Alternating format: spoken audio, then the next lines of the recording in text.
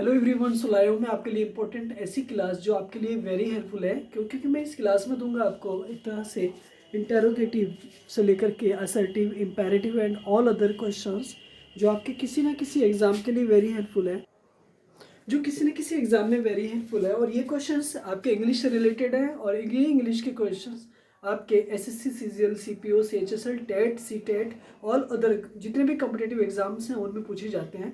तो देखिए, इस वीडियो को आप पूरा देखें और इस वीडियो को आप एक बार नहीं, अगर आप सेकेंड टाइम भी देखना चाहते हैं तो सेकेंड टाइम देखें। अगर हाँ, ये वीडियो आपको एक बार समझ में नहीं आती है तो आप इसे सेकेंड टाइम ज़रूर देखें। क्यों? क्योंकि ये क्वेश्चंस आपके लिए बेसिक कंसेप्ट को क्लियर कराने में आपकी हेल्प करेंगे। चलिए, अब मैं बात करता हूँ आपसे नेक्स्ट टॉपिक पर। तो देखो, नेक्स्ट टॉपिक मेरा ये है कि आज मैं आपको इंग्लिश के वो इम्पोर्टेंट क्वेश्चंस बताऊंगा जो क्वेश्चंस आपको बेसिक कंसेप्ट को समझने में हेल्प करेंगे। और ये छोटे छोटे एमसीक्यूज हैं जिनको मैंने वन लाइनर करके दिया है, तो ये आप पूरे देखें। क्यों? क्योंकि जब आप इन पूरे देखेंगे और हर कंसेप्ट को आप समझेंगे तो मुझे उम्मीद है कि आपको जो सीखने के लिए मिलेगा वो उससे आपका बेसिक कंट्रोल एक तरह से अच्छा होगा। हाँ, उससे पहले अगर आपने हमारे चैनल को सब्सक्राइब नहीं किया है तो आप इसे भी सब्सक्राइब करें और नोटिफिकेशन की बेल को ना ऑल पर सेट कर लीजिएगा। क्यों? क्योंकि ताकि सारे नोटिफिकेशन आपके पास हमारे पहुंच जाए। ठीक है, तो अब मैं आपसे डिस्कस करूंगा पहले क्वेश्चंस के बारे में। और पहला क्वेश्चन है आपके लिए ये, जैसे कि समटाइम्स कभी कभी क्वेश्चन आता है जैसे we and I are the person. तो मैंने यहाँ पे दिया कि देखो, we and I are the dash person. ठीक है, तो जनरली यहाँ पे ना एक तरह से ब्लैंक था और इसको फिल करना था। तो इसे फिल करने के लिए मुझे क्या यूज करना है? तो पहले क्वेश्चन की लैंग्वेज समझते हैं। देखो, क्वेश्चन की लैंग्वेज समझने के लिए वो कहना चाह रहा है कि I, we and I, right, are the person है। कैसे पर्सन्स हैं? ये कैसे पर्सन्स हैं? ठीक है, तो ये है आपके फर्स्ट पर्सन। कैसे पर्सन है? फर्स्ट पर्सन है, फर्स्ट पर्सन है, राइट। FIRST फर्स्ट पर्सन है। हमने ये जान लिया, हमने यहाँ पे सीख लिया कि ये पर्सन कितने, 3 पर्सन हो गए। जनरली यहाँ पर देख लेते हैं, देखिएगा, नोट करके देखते हैं। पर्सन हमारे 3 प्रकार के होते हैं। नंबर 1, कितने पर्सन हमारे 3 प्रकार के होते हैं। Number 1 first person, number second person और नंबर थर्ड पर्सन। हाँ, है ना? ठीक है, अब यहाँ पे जो फर्स्ट पर्सन होते हैं ना, वो होते हैं आपके कौन से?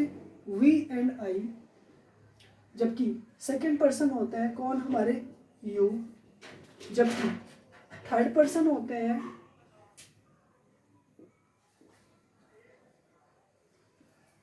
ही, she, it and they, right. अब यहाँ पर जान लेते हैं कि देखिएगा, फर्स्ट पर्सन में जो आई वी है वो प्लूरल पर्सन है, जबकि आई जो है वो सिंगुलर पर्सन है।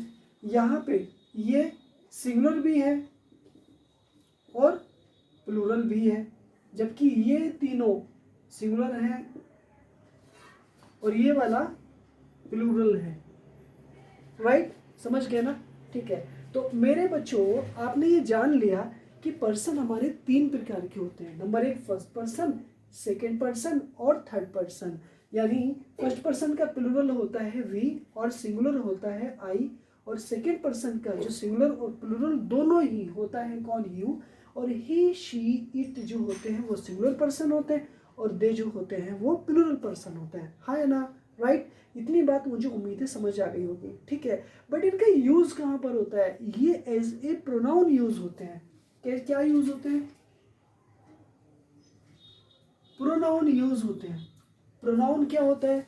जो वर्ड किसी नाउन या के स्थान पर यूज किया जाता है उसे प्रोनाउन कहते हैं। Example, Rizwan is teaching. Example, Rizwan is teaching.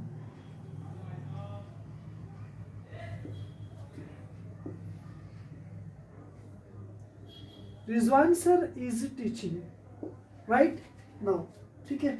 तो रिजवान सर इज टीचिंग, तो यहाँ पे जो रिजवान सर के लिए जो वर्ड आएगा वो क्या आएगा, I say here he is teaching, he is teaching। तो he क्या है, प्रोनाउन, रिजवान क्या है, नाउन, राइट। तो ये जो है प्रोनाउन है और ये जो है नाउन है। ये बात क्लियर समझ आ गई। शी और इट ये सब क्या है, सिंगुलर पर्सन है, ठीक है। जबकि ये क्या है, प्लूरल पर्सन है। यू सिंगुलर भी है और प्लूरल भी है, जबकि वी प्लूरल है और आई जो है वो सिंगुलर है। ये बात आपको अच्छे से समझ में यहाँ तक आई होप आ गई है, ठीक है। नेक्स्ट में बात करूँगा आपसे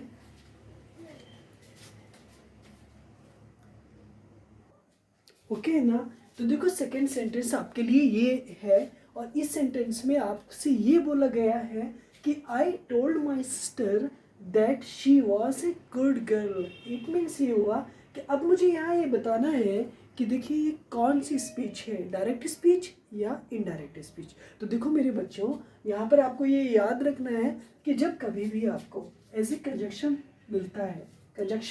मिलता है तो आप फौरन ही समझ लेना कि वो सेंटेंस कम्प्लेक्स सेंटेंस होगा। हाँ या ना में जवाब दो, कम्प्लेक्स सेंटेंस होगा। मैंने क्या बोला, कम्प्लेक्स सेंटेंस होगा।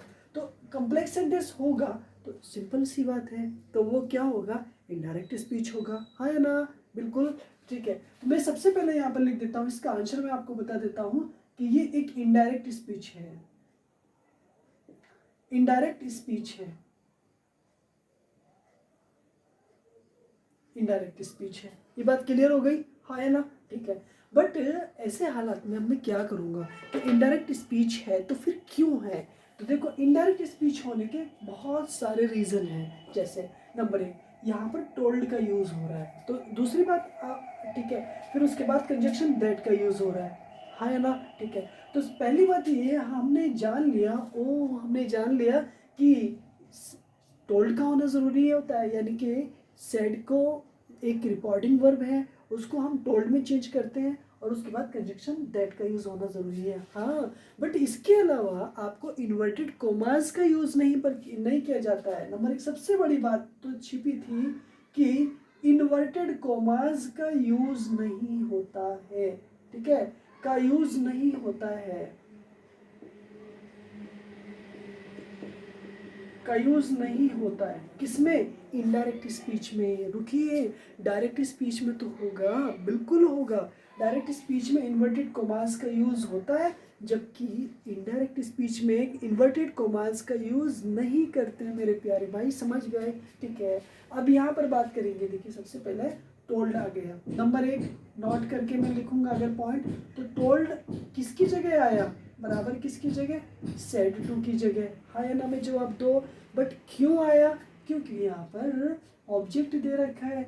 जब ऑब्जेक्ट होता है सेड के बाद तो टू का इस्तेमाल होता है, बट जब ऑब्जेक्ट नहीं होता है तो हाँ यहाँ पे फंस गए ना, तो टू का यूज़ नहीं करते हैं, राइट, समझ गए, ठीक है। अब यहाँ पर देखिएगा नंबर 2 इन्वर्टेड कॉमास का इस्तेमाल जब हो सेंटेंस में तो इसकी जगह आप यूज़ करेंगे कंजंक्शन का, किसका, कंजंक्शन का। और जनरली जब सेंटेंस में टोल्ड दिया गया हो तो आप कंजंक्शन वहाँ पे दैट का इस्तेमाल करते हैं, राइट, समझ गए, कोई दिक्कत नहीं होनी चाहिए। तो टोल्ड के साथ क्या बनेगा, दैट। तो अब हमने यहाँ पे थर्ड पॉइंट में सीखा कि अगर टोल्ड आएगा तो टोल्ड का जो रिलेशन होगा वो दैट से हो जाएगा, राइट, दैट से हो जाएगा। तो यहाँ पर आपको जानना है। तो ये एक स्ट्रक्चर था किसका, इनडायरेक्ट स्पीच का। अगर मैं इस सेंटेंस को अगर इस सेंटेंस को डायरेक्ट स्पीच में अगर लिखूंगा तो कैसे लिखूंगा, ये माइंड में चल रहा है ना आपके, हाँ या ना, क्वेश्चन चल रहा है ना, कैसे लिखूंगा। तो प्यारे बच्चों मैं उसको ऐसे लिखूंगा, देखिएगा। तो आई टोल्ड है ना, तो आई टोल्ड को मैं क्या कर दूंगा, सेड में चेंज कर दूंगा। आई सेड टू, देखो यहाँ पर दे रखा है ना said to, I said to किससे, माई सिस्टर से। तो माई सिस्टर आपको सेम लिखना है और यहाँ पे कॉमा लगाना है और इन्वर्टेड कॉमास शुरू कर देना है। और फिर यहाँ पर क्या आ रहा है, शी किसके अकॉर्डिंग आ रहा है, माई सिस्टर के अकॉर्डिंग आ रहा है, समझ गया ना मेरी बात को। तो यहाँ पर क्या जाएगा, आपको क्या करना है, यू करना है। क्या करना है, यू। अब यहाँ पे क्या दे रखा है, वॉज दे रखा है, तो यू के साथ आर देना है, ए good girl, A good girl. I hope कि ये बात आपको अच्छे से समझ आ गई है, ठीक है। तो ये बात आपको अच्छे से समझ में आ गई है कि you are a good girl. तो इसलिए बच्चा यहाँ पे यू जो है वो शी में कन्वर्ट हो रहा है सिस्टर के अकॉर्डिंग। इस तरह से ये सेंटेंस मेरा राइट हो गया, और मुझे उम्मीद है कि आपको ये मेरी बातें अच्छे से समझ आ गई हैं, ठीक है। तो नेक्स्ट क्वेश्चन की तरफ मैं जा रहा हूँ। सो डियर स्टूडेंट, देखिए क्वेश्चन नंबर 3 में दे रखा है कि he told me that I was a good man. यहाँ पे आपको कंजक्शन फाइंड करना है। तो अभी अभी इससे जो पहले वाला सेंटेंस है उसमें मैंने आपको एक्सप्लेन किया है कि जब कभी भी एक तरह से कंजक्शन आता है तो वो कॉम्प्लेक्स सेंटेंस होता है, और ऐसे सेंटेंस में यहाँ पर he told me that I was a good man को यहाँ पे कंजक्शन के तौर पे बताया गया है, ठीक है। क्यों, क्योंकि ये वाला कंजक्शन इसको भी और इस वाले सेंटेंस को भी ऐड करने का काम कर रहा है, और कंजक्शन का काम ही जोड़ना होता है। क्यों, दो सेंटेंसेस को, नंबर 1 किनको जोड़ता है, कंजक्शन। यहाँ पे कंजक्शन जो है वो जोड़ने का काम करता है। किस किस को जोड़ने का काम करता है, चलिए आइए इस पे एक बार नज़र रख लेते हैं, ठीक है। नंबर 1, सबसे पहली बात तो मैं आपको इसका पहले आंसर बता देता हूँ। देखो कंजक्शन में यहाँ पर कौन है, दैट है। कंजक्शन यहाँ पर कौन है, दैट है, जो दो सेंटेंसेस को जोड़ने का काम कर रहा है। नंबर 1 पहला सेंटेंस है रिपोर्टिंग वर्ब, और दूसरा सेंटेंस है reported speech. Reporting verb and reported speech, ये दूसरा सेंटेंस है, ठीक है। कंजंक्शन और बराबर कितना आ गया, दैट आ गया। दैट इस सेंटेंस में क्या आ गया, एक तरह से जोड़ने का काम कर रहा है। हाँ या ना में जवाब दो, ठीक है। अब यहाँ पर देख लेते हैं कि कंजंक्शन ऐड किन किन चीज़ों को करता है। सबसे पहली बात देखो, कंजंक्शन किसे ऐड करेगा, यहाँ पर दो नाउन्स को ऐड करेगा, नाउन प्लस नाउन को ऐड करेगा, ठीक है, ठीक है। उसके बाद में नाउन प्लस प्रोनाउन को ऐड करेगा, ठीक है। नाउन प्लस प्रोनाउन को ऐड करेगा, है ना, है ना। प्रोनाउन को ऐड करेगा, ठीक है, प्रोनाउन को ऐड करेगा, ठीक है। नंबर 3, ठीक है। अब एडजेक्टिव, एडजेक्टिव प्लस एडजेक्टिव को ऐड करेगा, ठीक है।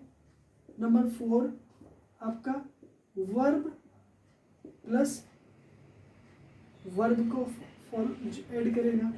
नंबर 5 प्रोनाउन प्लस प्रोनाउन को फॉलो करेगा। Number 6 okay, idiom plus idiom को, क्लॉज प्लस क्लॉज को, प्लस एडवर्ब प्लस एडवर्ब को। इसके अलावा जितने भी simple sentence, complex sentence, compound sentence, sentences को जोड़ने का काम करता है, टेंस को जोड़ने का काम करता है, ऑब्जेक्ट को जोड़ने का काम करता है, सब्जेक्ट को जोड़ने का काम करता है। यानी कि आप जितना भी कहेंगे कि ये एक तरह से जॉइंट वर्ड होता है जो लिंक का काम करता है, यानी जॉइन का काम करता है, लिंक का काम करता है।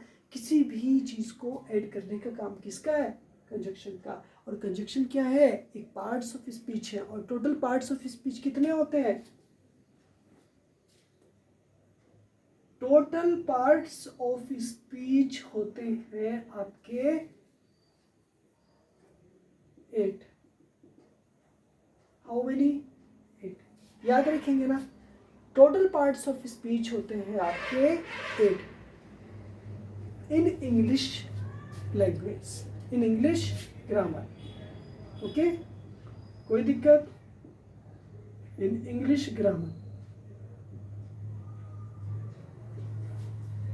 राइट। तो मैंने आपको बता दिया कि I told me, he told me that I was a good man. तो कंजक्शन यहाँ पर कौन हुआ, दैट हुआ, राइट। इतनी बात समझ में आ गई होगी, आई होप।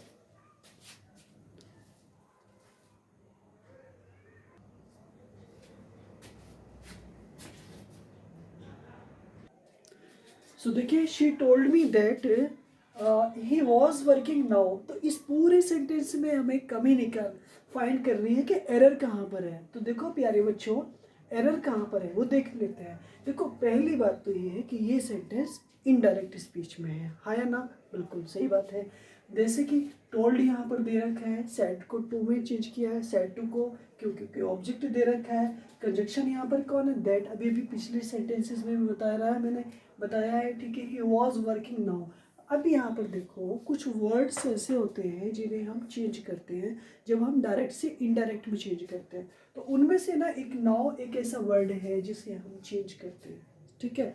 तो जनरली क्या है कि यहाँ पे जो एरर है ना, वो आंसर जो होगा इसका वो बराबर नाउ होगा, नाउ। और नाउ का मीनिंग होता है क्या? अब होता है, ठीक है। नाउ किसे रेफर करता है? टाइम को रेफर करता है। किसे रेफर करता है? पहली बात तो टाइम को रेफर करता है। नाउ है क्या? नंबर एक, एडवर्ब ऑफ टाइम है। एडवर्ब ऑफ टाइम है। क्यों? क्योंकि एडवर्ब क्या है? नाउ, अब समय की बात कर रहा है। एडवर्ब ऑफ टाइम है। एडवर्ब ऑफ टाइम क्या है? एडवर्ब का प्रकार है, समझ गए? एडवर्ब का प्रकार है। एडवर्ब क्या है? एडवर्ब है parts of speech in English language का। जिस तरह से अभी अभी कंजक्शन को हमने पढ़ा है, ठीक उसी तरह से एडवर्ब भी पार्ट्स ऑफ स्पीच है। ये बात अच्छे से समझ में आ गई है। बट आपके माइंड में भी क्वेश्चन हो रहा होगा कि अगर फिर नाउ है तो फिर ये होता है क्या? तो वेरी सिंपल है कि नाउ को आप किस में चेंज कर देंगे? देन में चेंज कर देंगे। कौन से वाले में? इस वाले देन में यूज़ करेंगे, ना कि इस वाले में यूज़ करेंगे, ठीक है। ये एक कंजक्शन है, ये एक कंजक्शन है, जबकि ये एक एडवर्ब है। ये एडवर्ब ऑफ प्ले टाइम है, जबकि ये एक कंजक्शन है। हाँ या ना में जवाब दो, ठीक है। तो ये बात आपको छाप करके रखना है कि देन और देन का एक कॉमन मिस्टेक है जो सेंटेंसेस में पूछ लिया जाता है। क्लियर? नेक्स्ट। तो देखो अभी यहाँ पर क्या आपके माइंड में क्वेश्चन चल रहा है, सर क्या कुछ और वर्ड्स हैं जिन्हें हम चेंज कर सकते हैं? तो मैं कहूँगा जी बिल्कुल है। तो वो कौन कौन से वर्ड्स हैं? जैसे प्यारे बच्चों यहाँ पर आइए, देखो देखो, हेयर को किस में चेंज करते हैं? देयर में चेंज करते हैं। नाउ को किस में चेंज करते हैं? वो तो मैं आपको ऑलरेडी बता दिया है, ठीक है। उसके बाद में हेयर को हो गया, उसके बाद में आपको, ठीक है, 10 को किस में चेंज करते हैं? ओके, दिस को किस में चेंज करते हैं? ओके, दैट को किस में चेंज करते हैं? राइट, ठीक है। आप टुडे को किस में चेंज करते हैं जी? ओके, टू नाइट को किस में चेंज करते हैं? ठीक है, टू नाइट को किस में चेंज करते हैं जी? टू नाइट को। ओके, तो टू नाइट के बाद में यस्टरडे को, यस्टरडे को। टुमारो को किस में चेंज करते हैं जी? टुमारो को, टुमारो को, ठीक है। तो इन सारे वर्ड्स को हम चेंज करते हैं। जैसे हेयर को चेंज करते हैं किस में? देयर में। नाउ को चेंज करते हैं किस में? देन में। 10 को चेंज करते हैं किस में? सो में। दिस को चेंज करते हैं किस में? दैट में। और दैट को किस में चेंज करते हैं जी? दिस को चेंज करते हैं किस में? दैट में। और यहाँ पर दीज आएगा, दीज, दीज। और दीज को चेंज करते हैं किस में? दोज में। टुडे को दैट डे में। टू नाइट को दैट नाइट में चेंज करते हैं। यस्टरडे को द प्रीवियस डे में चेंज करते हैं। और टुमारो को द नेक्स्ट डे में चेंज करते हैं, द नेक्स्ट डे में चेंज करता है, राइट। तो ये सारी चीज़ आपको अच्छे से समझ आ गई है। और ये सारी चीज़ों को चेंज किया जाता है डायरेक्ट से इनडायरेक्ट में, ठीक है। इनडायरेक्ट वाले सेंटेंसेस में ये आपको अगर है दी गई डायरेक्ट में, तो इनडायरेक्ट बनाते टाइम इनमें चेंज करते हैं। लेकिन इनमें क्या सर कोई चेंज होता है? नहीं होता है, इनमें नहीं चेंज होता है। और ये सब है क्या?